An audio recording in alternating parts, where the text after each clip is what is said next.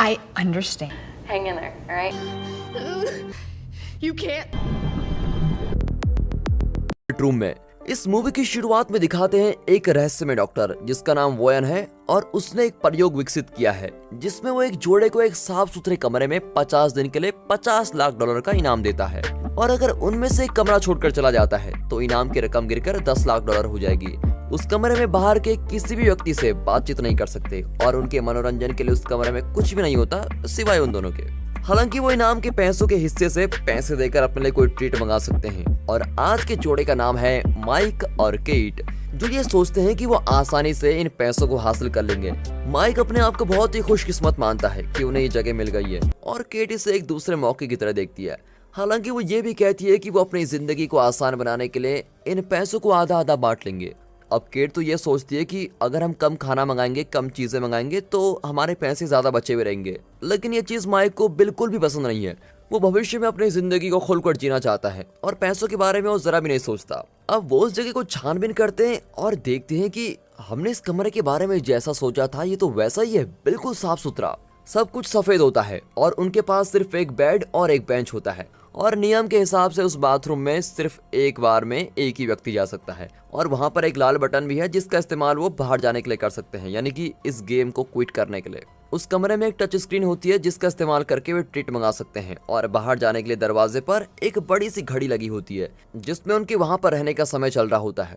उनका खाना सिर्फ इस हिसाब से बना होता है कि उनके हर दिन की पोषण की जरूरत को पूरा कर सके और फिर उसके बाद उनको एक सफेद शेक भी दिया जाता है जो एक सफेद डब्बे में होता है। उस कमरे में ऑटोमेटिक लाइट भी होती हैं जो दिन के समय के साथ बदलती हैं, जैसे सुबह को अलग, दोपहर को अलग, शाम को अलग, और जब रात हो जाती है तो लाइट्स बंद ही होती हैं, जिसका मतलब यह है कि अब उनको सोना है। टच स्क्रीन में अलार्म लगाने का विकल्प होता है, जबकि माइक को इससे कोई लेना देना नहीं। वो तो यहाँ पर बस छुट्टी की तरह बिता रहा है और आराम से देर रात सोता है और सुबह देर तक उठता है। अब केट को तो जल्दी सुबह उठना होता है, इसलिए वो अलार्म लगाती है ताकि वो एक्सरसाइज कर सके। वहाँ पहली रात को जब वो बेड पर जाते हैं तो माइक केट के साथ बिजी हो जाता है, लेकिन केट थोड़ी परेशान होती है कि शायद डॉक्टर उनको देख रहे होंगे, लेकिन माइक के जोर देने पर वो चादर के अंदर घुस जाते हैं और अब सुबह हो जाती है। केट बाथरूम में जाती है और अपने आप को शीशे में देखकर ऐसी बातें बोलती है जिससे उसका मन बदले और जिससे उसका हौसला बढ़ा रहे। उन दोनों के नहाने के बाद वो अपने कपड़ों को धोने के लिए डाल देते हैं और बदले में उन्हें साफ सुथरा पैजामा मिलता है जिसमें थोड़ा सा रंग होता है। और फिर अपने आप को व्यस्त करने के लिए कैट सोचती है कि आखिर क्यों वोयन ने यह प्रयोग किया होगा। इसलिए माइक उसे उस डॉक्यूमेंट्री के बारे में बताता है जिसमें उसने देखा था कि वोयन के एक एक्सपेरिमेंट के कारण कैसे एक परिवार के साथ बहुत बुरा हो गया था। कोई नहीं जानता कि वोयन ऐसा क्यों करता है और सबको बस इतना पता है कि उसके पास बहुत पैसा है और वो उन पैसों का इस्तेमाल लोगों को नई नई परिस्थितियों में डालकर करता है, क्योंकि वो जानना चाहता है कि लोग अलग अलग हालात बदलने पर कैसे बिहेव करते हैं। अब वो दोनों खुद को एंटरटेन भी नहीं कर पाते और ये उन दोनों के लिए काफी बड़ी समस्या बन जाती है। फिर कैट ध्यान लगाने की कोशिश करती है, जबकि माइक कभी कभी घड़ी को घूरता रहता है और कभी कभी बड़ा ही फिलोसफिकल होकर अलग अलग चीजों के बारे में बात करता है, जैसे कि सफेद रंग का क्या मतलब होता है, और जिसका आंसर वो खुद ही अपने आर्ट स्कूल में सीखे गए नॉलेज के बेस पर दे रहा होता है। और बच्चों जैसी बातें करता है कि हमें इस दिशा में ब्रश करना चाहिए, उस दिशा में नहीं करना चाहिए। केट उसको हमेशा याद दिलाती रहती है कि वो घड़ी को ना घूरे और अपना ध्यान इनाम की ओर लगाए जो मिलने वाला है। लेकिन अच्छा सोचना बहुत ही मुश्किल होता है, खासकर तब जब माइक अच्छे से सो नहीं पाता। अब केट रोज शीशे के सामने कुछ शब्द कहती है जिसे वो अपने रोज का काम बना लेती है। वो माइक को भी हौसला देने की कोशिश करती है और जब केट ध्यान लगाती है तब माइक ज्यादातर दौड़कर एक्सरसाइज करता है और साथ में वो हाथ की ताली वाला गेम भी खेलते हैं, मार्को पोलो खेलते हैं और एक दूसरे के साथ डांस करते हैं। जब भी वो अपने गंदे पजामे उतारते हैं तभी उन्हें वैसे ही दिखने वाले सेम पजामे दिए जाते हैं। फिर कुछ हफ्ते ऐसे ही करके बीतते हैं और तभी कुछ अजीब सा होता है। माइक को एक कीड़ा दिखता है जो गलती से उनके कमरे में घुस जाता है और उससे बच्चों की तरह बात करने के बाद माइक उसको पीने के लिए अपने खाने में से कुछ शेक देता है।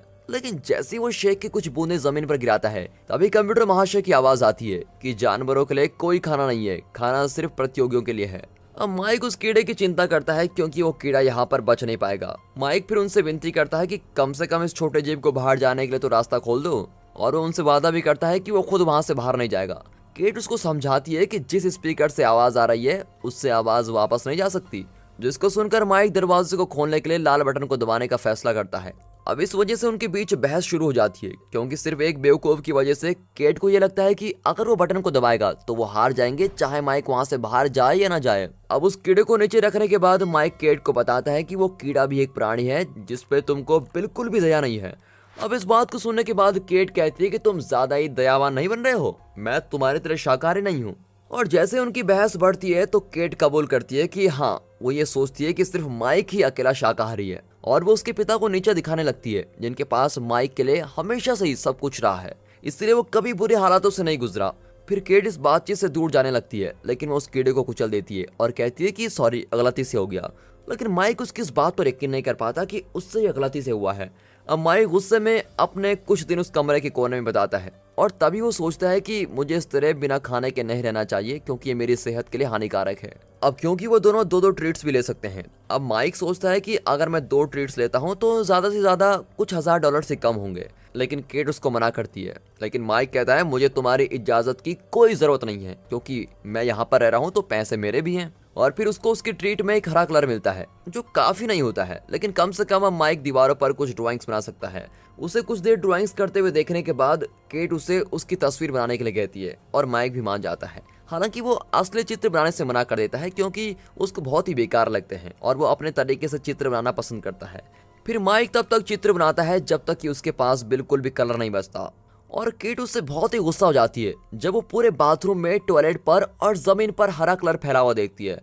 फिर बाद में केट बच्चों की तरह बर्ताव करने के लिए उससे माफी मांगती है और उसे बताती है कि उसने जितना सोचा था ये उससे भी ज्यादा मुश्किल है, लेकिन कम से कम अब उनको यहाँ पर सिर्फ 20 दिन और बिताने हैं और उसके बाद सारा पैसा उनका। वो उदासी से अपने दिन बिता रहे होते हैं, तभी एक सुबह केट उठती है और उसे बाथरूम में एक बंदूक मिलती है। वो ये सोच रहे होते हैं कि ये भरी हुई है या नहीं, और उस बंदूक के वहां होने से वो बहुत ही डर रहे होते हैं, इसलिए वो फैसला करते हैं कि वो उसको बेड के नीचे छुपा देंगे, क्योंकि नियम के हिसाब से उन्हें वहां कुछ भी नहीं लाना होता है। फिर कुछ समय बाद उन दोनों कपल्स को एक रिवॉर्ड दिया जाता है, जिसमें उनको कनेक्ट करने की सुविधा दी जाती है, जिसमें उनको प्यार करने वालों ने उनके लिए वीडियो मैसेज भेजे होते हैं। फिर माइक को अपनी बहन की तरफ से एक मैसेज मिलता है जो उसको बताती है कि वो और उसके माता पिता आजकल क्या कर रहे हैं, लेकिन वो ये भी सोचती है कि माइक अब केट के साथ नहीं होगा।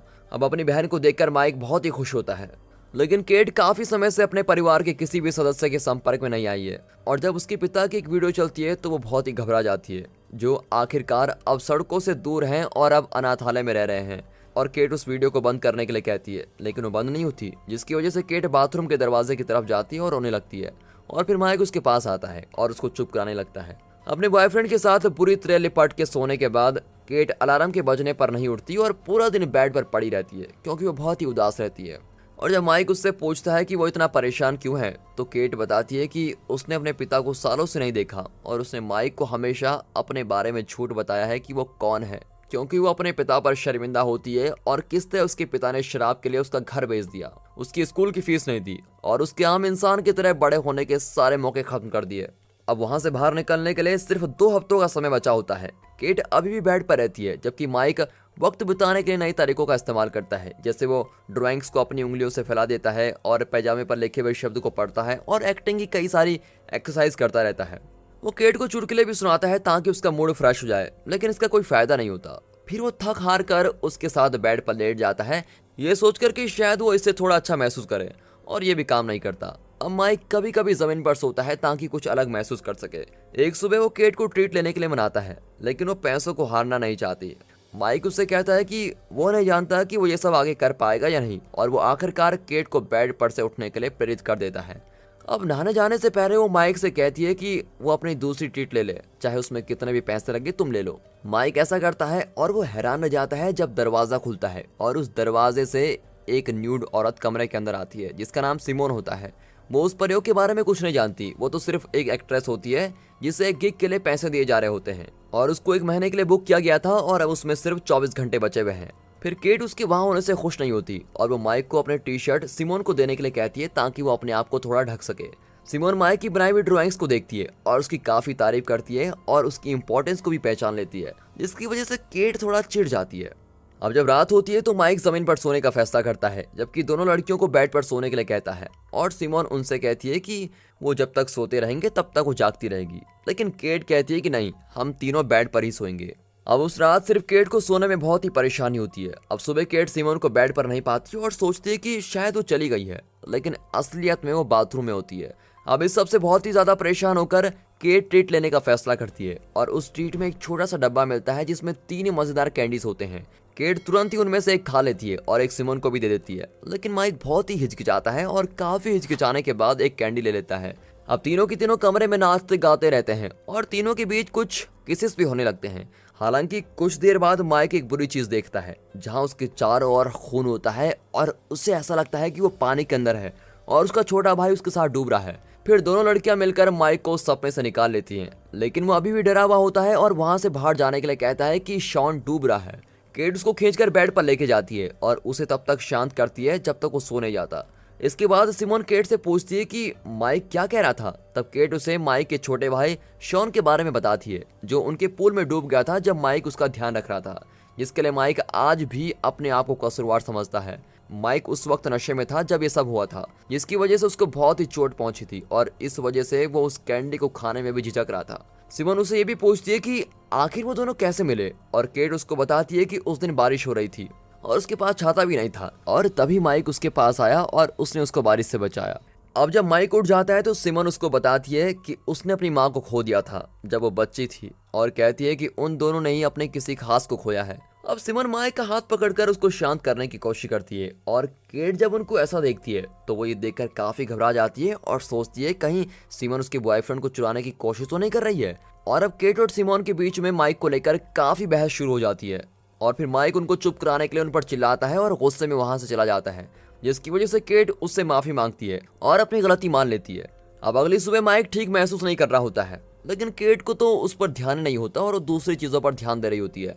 आखिरकार सिमोन वहां से जा चुकी होती है, लेकिन वो हरे कलर से दीवार पर एक मैसेज लिखकर जाती है जिसमें वो माइक को एक रात उसके साथ बिताने के लिए शुक्र अदा करती है।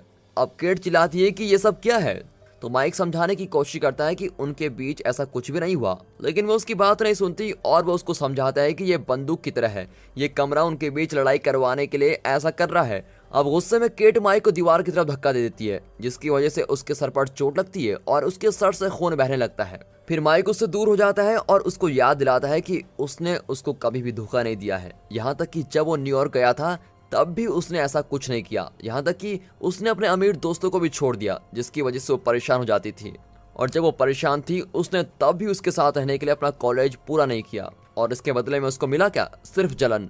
अब रोते हुए केट उससे माफी मांगती है कि मुझे माफ कर दो, लेकिन उनकी बात के बीच माइक को जख्म की वजह से फिर से चक्कर आने लगते हैं और उसे लगता है कि उसे एक डॉक्टर की जरूरत है। और फिर केट उसके लिए कुछ शेक लेके आती है जिससे वो अपने शरीर में थोड़ा शुगर डाल सके। केट साथ ही साथ उसे याद दिलाती है कि नियमों के हिसाब से उन्हें किसी भी डॉक्टर और दवाई को बुलाने की जरूरत नहीं है। अब माइक उसकी कई बात पर यकीन नहीं करता और वो सोचने लगता है कि क्या इस औरत को मेरी थोड़ा बिल्कुल भी परवाह है, क्योंकि मैं यहाँ पर बीमार हूँ और इसको इस कॉन्ट्रैक्ट के बारे में पढ़ी है। अब धीरे धीरे उसकी चोट ठीक होने लगती है और उसका खून बहना बंद हो जाता है, लेकिन वो डर रहा होता है कि तब क्या होता अगर मेरी चोट बहुत ही गंभीर होती, क्या ये मुझको डॉक्टर के पास लेके जाते या फिर कॉन्ट्रैक्ट का बहाना करके मुझको यही अंदर मार डालती।